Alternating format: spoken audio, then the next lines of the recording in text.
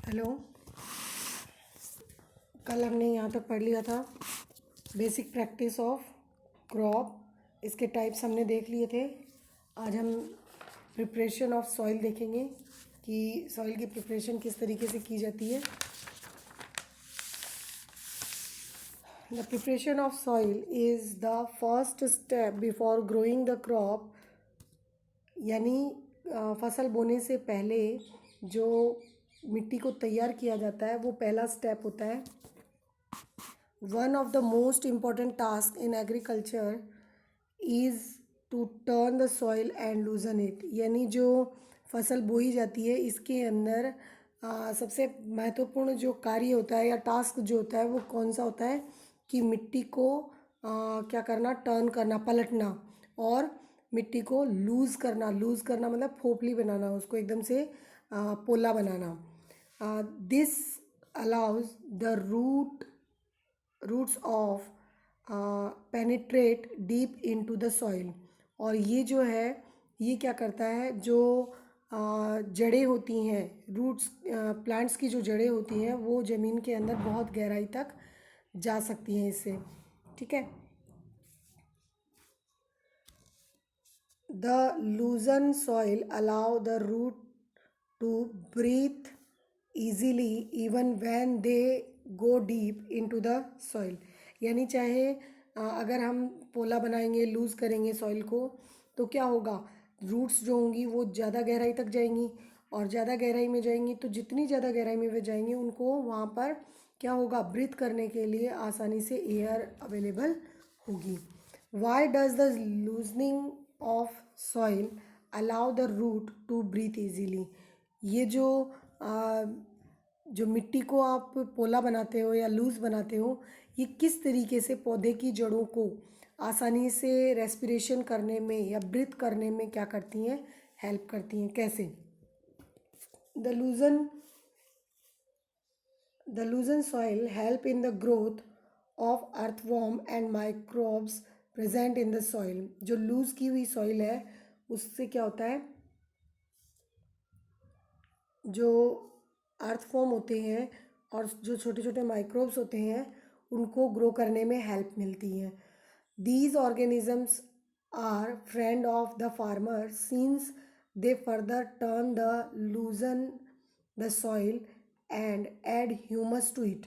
यानी ये क्या करते हैं कि जो आपके ऑर्गेनिज़म है ये क्या है, फार्मर के फ्रेंड्स होते हैं और इसलिए ये क्या करते हैं, जो सॉइल होती है उसको टर्न और लूज़ करते हैं और जिससे क्या होता है और साथ में क्या कर देते हैं वो उसके अंदर ह्यूमस मिक्स कर देते हैं। ठीक है।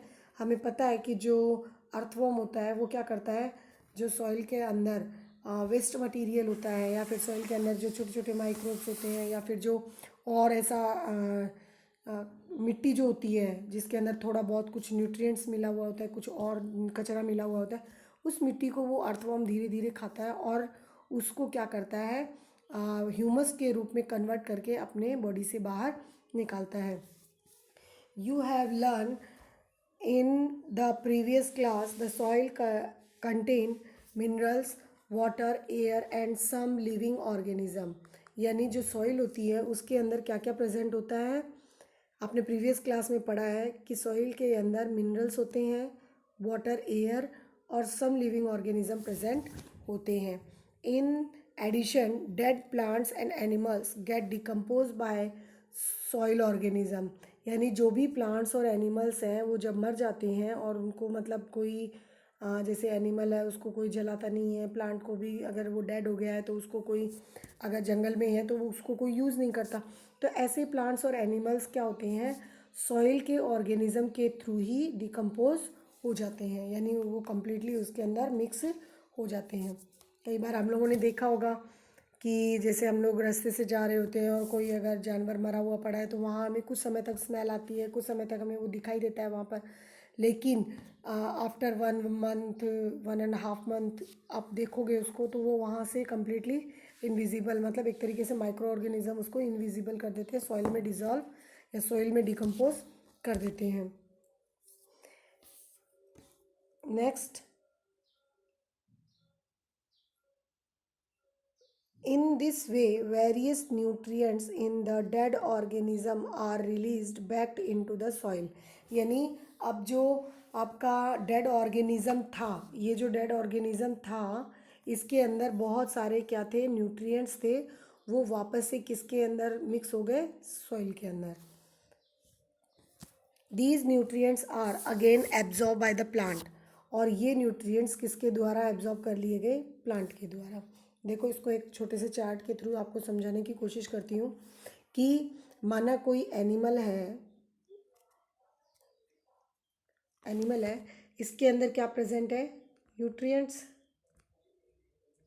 ठीक है. और ये जब डेड हो गया, ठीक है, ये जब डेड हो गया तो ये किस में मिक्स हो जाएगा, सॉइल में. और इस सॉइल के पास ये सारे क्या पहुंच जाएंगे, न्यूट्रिएंट्स. ओके. और यही न्यूट्रिएंट्स वहाँ पर अगर कोई प्लांट ग्रो करेगा तो उसको मिलेंगे. आया समझ में कि एनिमल था, उसके अंदर न्यूट्रिएंट्स थे बहुत सारे, और वो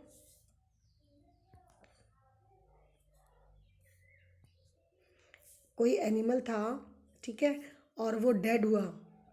ठीक है. डेड होने के बाद वो किस में डिकम्पोज हो गया, सॉइल के अंदर. और सॉइल में डिकम्पोज होने के बाद उसके अंदर जो न्यूट्रिएंट्स थे वो कहाँ चले गए, सॉइल में. अब ये न्यूट्रिएंट्स जब सॉइल में पहुँच गए तो यहाँ पर अगर कोई प्लांट ग्रो करेगा तो उसको क्या मिलेंगे, बहुत सारे न्यूट्रिएंट्स. आ गया समझ में. चलो next.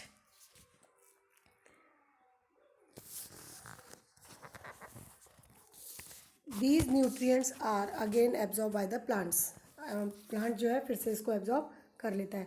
Since only a few centimetres of top layer of soil support plant growth.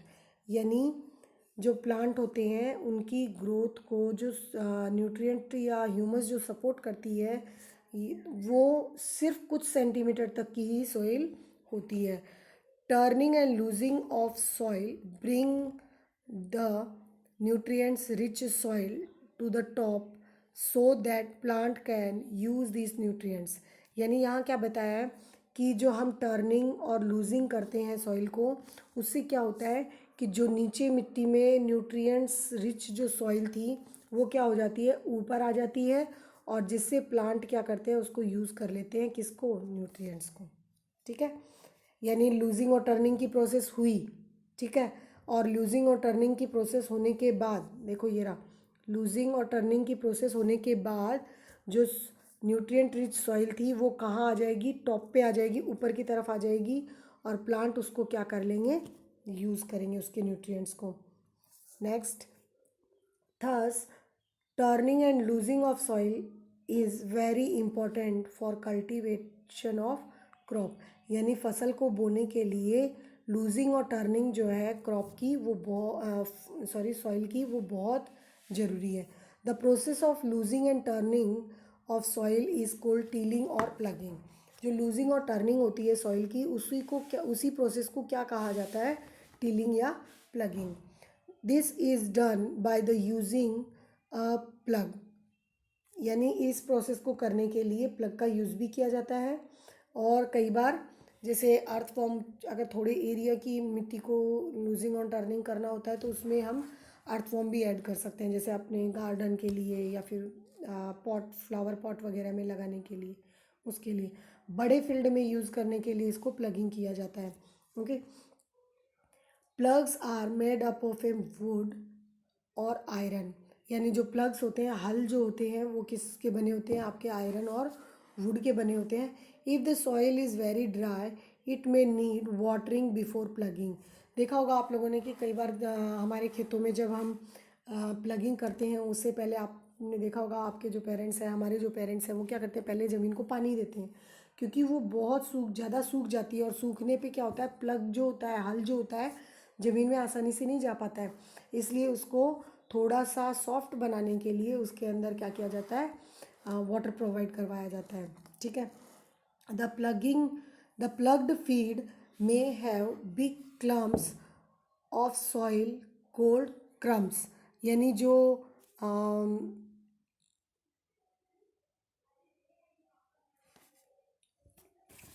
जो हमारी ये सॉइल थी जिसको हमने लूजिंग और टर्निंग किया, तो इसके अंदर क्या हो जाता है कि बड़े बड़े जो मिट्टी के ढेले होते हैं वो निकल आते हैं इसके अंदर।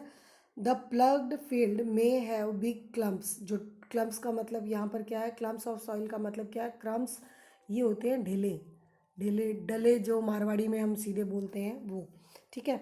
It is necessary to break this crumbs. Levelling in the field is beneficial for sowing as well as for irrigation. यानी जैसे सॉइल को पहले पानी प्रोवाइड करवाना ज़रूरी है। अब ये जो ढेले निकल गए उनको क्या करते हैं, इसके ऊपर से इन ढेलों को तोड़ना होता है। और तोड़ने के लिए क्या करते हैं, आपने देखा होगा कि जो प्रोग्राम वगैरह होते हैं, मूवी वगैरह होती हैं, उनमें दिखाते हैं कि इस तरीके से एक लकड़ी का पट्टा होता है, उसके ऊपर एक या दो आदमी खड़े होते हैं और इसको कोई एनिमल जो होता है वो खींच रहा होता है। ये मैं आपको ट्रेडिशनल मेथड बता रही हूँ। मॉडर्न मेथड में तो क्या होता है, जो ट्रैक्टर वगैरह होते हैं उसी से इसको सीधा कर दिया जाता है। अब ये जहाँ जहाँ ये लकड़ी सीधे या जो पट्टा जो है ये सीधे सीधे जाएगा, वहाँ से जो ज़मीन होगी वो एकदम से लेवल में आ जाएगी। उसी को बोलते हैं क्या, कि उसको जो क्रम्स है उसको ब्रेक करना या फिर उस फील्ड को लेवल करना, ठीक है। और ये जो लेवल करना होता है ये बुआई और सिंचाई के लिए बहुत ज़्यादा ज़रूरी होता है। और इसको करने के लिए levelling of soil is done with the help of leveller. अभी मैंने आपको बताया ना, जो पट्टी लकड़ी की ये जो पट्टी जैसी बताई थी उसको हम बोलते हैं लेवलर। और बाकी जो मशीनरी होती हैं उनमें भी ये लगा हुआ होता है, ठीक है। Sometime manure is added to soil before tilling. This help in proper mixing of manure with soil. The soil is moistened before sowing. यानी कई बार क्या होता है कि जो हम सॉइंग करते हैं उससे पहले भी हमें क्या करना होता है, उसके अंदर मैन्योर टिलिंग करने से पहले भी हमें क्या करना होता है, मैन्योर ऐड करनी होती है उसके अंदर। देखो दिया है, बिफोर टिलिंग क्या करना होता है, ऐड मैन्योर। टिलिंग के पहले हमें मैन्योर ऐड करनी होती है। और ये क्या करती है, जो मैन्योर है वो आसानी से सोइल के अंदर अच्छे से मिक्स हो जाए उसमें हेल्प करती है। आपने देखा होगा कि कई बार जब हम टिलिंग करते हैं या जुताई करते हैं उससे पहले क्या किया जाता है कि जो एनिमल्स जो होते हैं हमारे, कैटल जो होते हैं, जैसे काऊ है, बफेलो है, उनका जो गोबर है उसके बड़े बड़े ढेर जो लगे हुए होते हैं खेतों में, उनको बिखेर दिया जाता है। उसके बाद उसके ऊपर से हल चलाया जाता है या फिर ट्रैक्टर से उसकी टिलिंग की जाती है।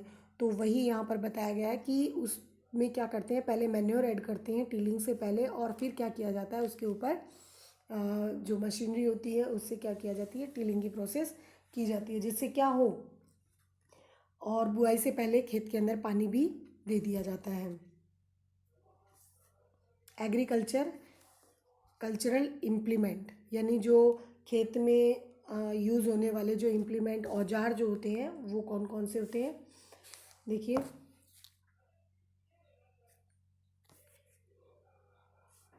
Before sowing the seed is necessary to break the soil crumb to get better yield.